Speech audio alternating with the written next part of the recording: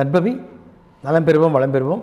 இந்த காணொலியை பார்த்து கொண்டிருக்கும் அன்பு நெஞ்சங்களுக்கும் சப்ஸ்கிரைப் செய்த சொந்தங்களுக்கும் சேர்வராகினி அறக்கட்டளின் சார்பாக பொன் பரமேஸ்வர சுவாமியின் ஆசீர்வாதங்கள், நன்றிகள்.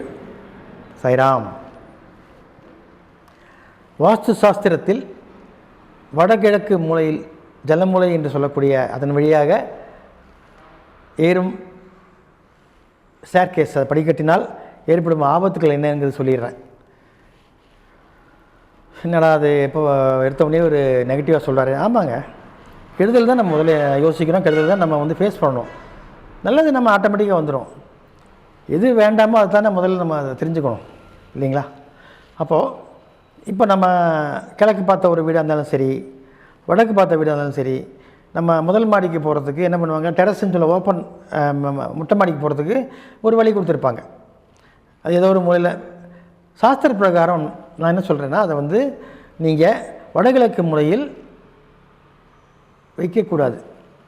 வடகிழக்கு மூலையில், அதாவது கிழக்கு பார்த்த சைடாக இருந்தால் வடகிழக்கு மூலையில் கிழக்கிருந்து மேற்கு முகமாக மேலே ஏறுறது அது ராங், தப்பு.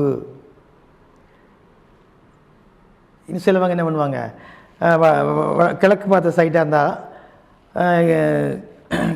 வடகிழக்கு மூலையில் தெற்கு முகமாக மேலே ஏற்றுவாங்க படியை. இங்கேருந்து வடக்குலேருந்து தெற்க ஏறுற மாதிரி, அதுவும் தப்பு. அது ஏற்றுனா என்னங்கிறது அப்புறம் சொல்கிறேன் நான். ஆனால் அது எங்கே வைக்கணுங்கிறது உங்களுக்கு சொல்கிறேன். முதல்ல ஒரு தப்பை சொல்லிட்டோம்னா தப்பை எப்படி சரி பண்ணிக்கணும்னு சொல்லிடுறேன். அதுக்கப்புறம் அதோடய விளைவு என்னன்னு சொல்லிடுறேன்.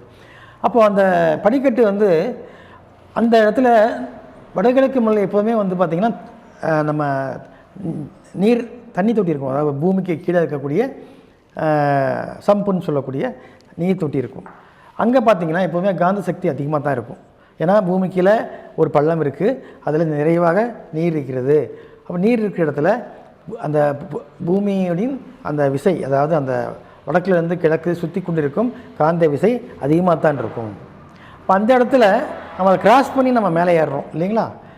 அப்போ என்ன ஆகும், நம்ம உடம்புலையும் என்ன இருக்குது, காந்த சக்தி இருக்குது, அங்கேயும் காந்த சக்தி இருக்குது. அப்போ ரெண்டும் டேலி ஆகாது. என்ன ஆகும், ஓவர் டோஸ் ஆகிடும். அப்போ என்ன ஆகும், உடல்நலக்கேடு ஏற்படும். அப்போ மருத்துவ செலவு வரும். ஏன், நம்ம அந்த குடும்பத்தின் தலைவன் அந்த குடும்பத்திலே இருக்காத அளவுக்குலாம் பண்ணிடும். புரியுதுங்களா? அதனால் காந்த சக்தி அதிகமானாலும் தப்பு, கம்மியானாலும் தப்பு. சரிசமமாக இருக்கணும். எப்படி சாப்பாட்டில் உப்பு காரம் இருக்கிற மாதிரி தானுங்க. அதனால் வடகிழக்கு மூலையில் காந்த சக்தி அதிகமாக இருப்பதால் அங்கே நாம் முதல் மாடிக்கு ஏறுவதற்கு உண்டான படிக்கட்டுகளை வைப்பது மகா குற்றம், தவறு. அதனால் பாதிக்கப்பட்டு நிறைய பேர் வீட்டை விற்றுட்டு போனவங்களும் நிறைய பேர் இருக்கிறாங்க. அதனால் அதெல்லாம் குறை தான். அந்த குறையை நிவர்த்தி பண்ணுறதுக்கு வழி இருக்குது. அதை நான் உங்களுக்கு சொல்கிறேன். இது எங்கே வைக்கிறதுன்னு இப்போ சொல்லிடுறேன். மெயினாக அந்த வடகிழக்கு மூலையை விட்டு நீங்கள் தென்கிழக்கு மூலையில் வைக்கலாம் படிக்கட்டுகளை.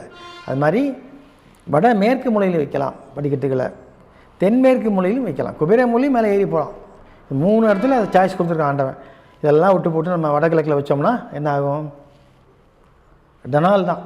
அதனால் வடகிழக்கு மூலையில் எக்காரணத்தை சொல்லுவாங்க, சாமி நான் காம்பவுண்ட் வாலை விட்டு ஒரு 10 அடி தள்ளி தான் சாமி வச்சுருக்கிறேன்.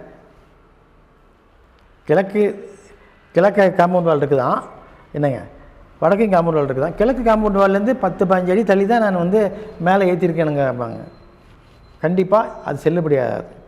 கண்டிப்பாக அங்கே உங்களுக்கு கீழே ஜலமுள்ள தண்ணி தொட்டி வச்சுருப்பீங்களே, அங்கே தண்ணி தொட்டி வைக்காமல் இருந்தால் ஓகேப்பா, நான் ஒத்துக்கிறேன்.